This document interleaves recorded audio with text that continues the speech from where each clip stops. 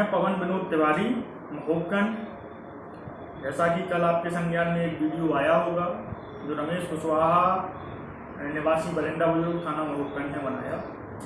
मैं इस मामले में पूरी घटना के बारे में, इस पूरे मामले के बारे में आपको बताना चाहता हूँ। मेरे एक मित्र हैं मानवेंद्र सिंह पुत्र राज बहादुर, रानीपुरा कैमाहा जिला छतरपुर के रहने वाले हैं। उनकी जमीन बरिंदा बुजुर्ग मौजे में है, जिसका फसल बीमा किसी व्यक्ति द्वारा फर्जी तरीके से करवाया गया। 30 जुलाई को मानवेंद्र सिंह महोबगंज आए, CSC केंद्र पर अपना बीमा करवाने के लिए फसल का दिया। CSC वाले ने बताया कि आपका जो गाटा संख्या 315 है उसका ऑलरेडी बीमा हो चुका है। तो वो मेरे पास आए, वो मेरे मित्र हैं, वो मेरे पास आए। उन्होंने कहा कि मेरा किसी ने बीमा करवा लिया है। हमने कहा आप जानकारी करवा लीजिए, जब जानकारी हो जाएगी तो फिर लिखित तहरीर दे देंगे जिससे उसके ऊपर कार्रवाई की जाएगी। तो उन्होंने जानकारी की। जब उन्हें जानकारी हो गई तो 8 सितंबर को वो मेरे पास आए।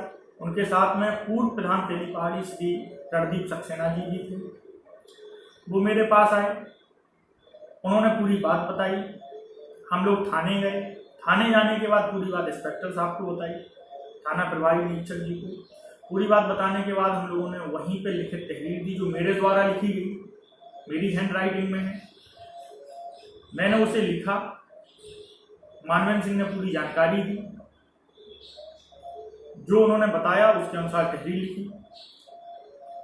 तो पूजा कुशवाहा, जिनके बारे में जानकारी हुई थी कि पूजा कुशवाहा पत्नी जागेश्वर ने मानवेंद्र सिंह की जमीन का जो गाटा संख्या 315 है उसकी फसल का बीमा करवाया है, उसके खिलाफ लिखित तहरीर दी। पूजा कुशवाहा के मोबाइल नंबर की जरूरत महसूस हुई कि इनका यदि मोबाइल नंबर मिल जाएगा तो स्पष्ट हो जाएगा कि इन्होंने बीमा क्यों करवाया और किसके कहने से करवाया। तो उनके नंबर की तलाश में मैंने, जो वर्तमान प्रधान है श्री देवेंद्र पटेल जी के भतीजे बगनौनी के हैं, मैंने उन्हें, उनके भतीजे कोमल पटेल को मैंने फ़ोन लगाया। उनका नंबर मेरे पास था। मैं प्रधानों से अटैच में रहता हूँ, इसलिए मेरे संबंध हैं लोगों से। तो मैंने उनके भतीजे को फ़ोन लगाया। मैंने कहा कि भैया पूजा कुशवाहा पत्नी जागेश्वर को क्या आप जानते हैं? तो उन्होंने बताया कि भाई साहब मुझे जानकारी नहीं है और हो सकता है रमेश को इसके बारे में जानकारी। तो उन्होंने रमेश कुशवाहा का मुझे नंबर दिया। मैंने रमेश कुशवाहा को फ़ोन लगाया। रमेश कुशवाहा ने से जब मैंने बात की तो मैंने कहा कि रमेश, यदि ये पूजा कुशवाहा पत्नी जागेश्वर में पूजा का नंबर मिल जाए या जागेश्वर का उनके पति का नंबर मिल जाए तो जानकारी हो जाएगी। तो उसने कहा भाई साहब हम बताते हैं।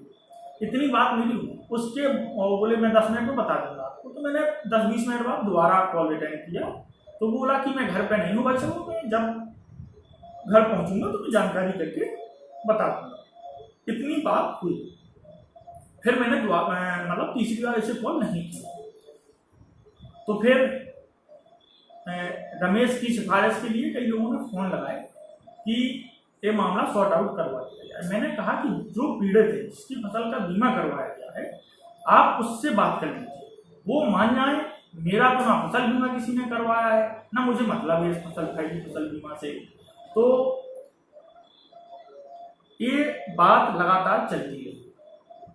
मानवेंद्र सिंह के पास कई लोगों के फ़ोन आते रहे, ये बात चलती रही, लेकिन कोई सॉल्यूशन उसका नहीं हुआ। उसके बाद 22 सितंबर को दोबारा से वो आए, सोमवार।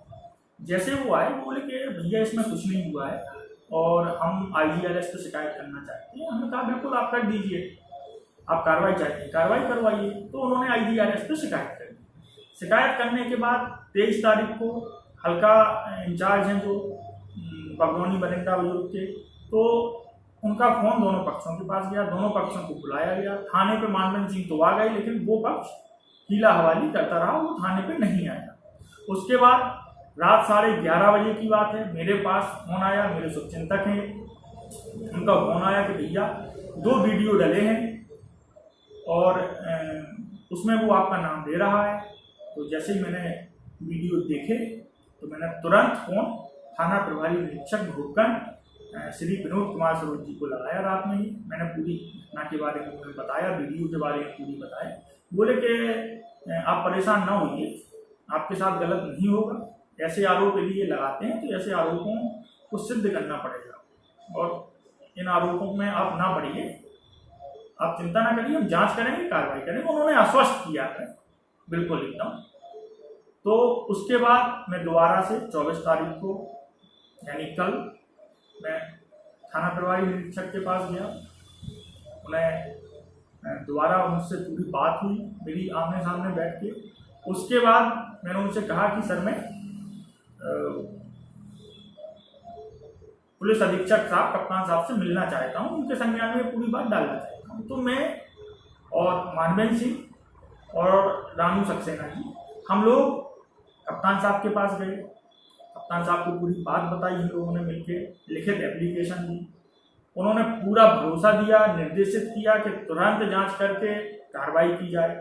उक्त व्यक्ति किसी को इस प्रकार से बदनाम नहीं कर सकता, किसी का फर्जी बीमा नहीं करवा सकता, किसी को इस तरह से करने का कोई हक नहीं है। उन्होंने आश्वस्त किया हम लोगों को। तो इसका जो एक पूरा जो इसकी एक मानसिकता थी रमेश कुशवाहा की, इसकी ये मानसिकता थी कि हम पवन तिवारी इन मानवेंद्र सिंह के साथ थाने पे जाते हैं, थाने पे गए हैं, ये हमारे ऊपर कार्रवाई करवा देंगे।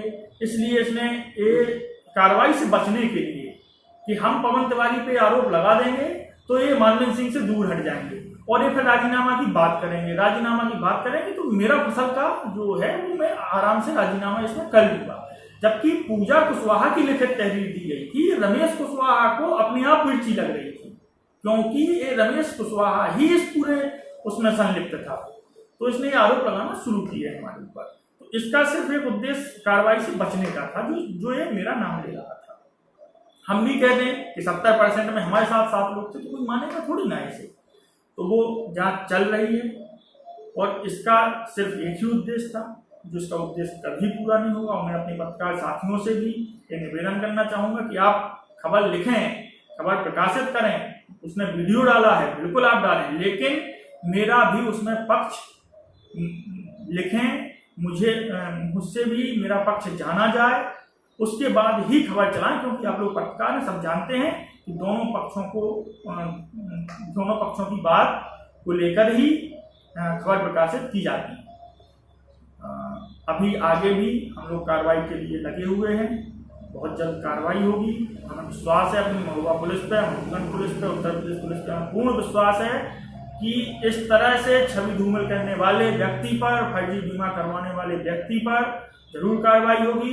इस वीडियो के पीछे भी कुछ चेहरे छिपे होंगे, वो भी जहां तक बेनकाब पुलिस करेगी, क्योंकि ये वीडियो जो बनाया गया है इसमें साजिश भी है। क्योंकि हमारे भूपगंज थाना क्षेत्र में बड़े पैमाने पे फर्जी फसल बीमा किसानों के, जंगलों के, पहाड़ों के, नदियों के, नालों के, ग्राम समाज की जमीनों के, चक्रोड़ों के आदि के किए गए हैं। वो सब बेनकाब होंगे बचने के लिए कि ये व्यक्ति आगे लगा है और फसल बीमा की बात उठा रहा है, किसी तरीके से इस व्यक्ति को दबा दिया जाए। तो यही सब करने के लिए इसने किया है और आगे भी यदि कुछ होगा तो हम आपको पूरी जानकारी देंगे। धन्यवाद।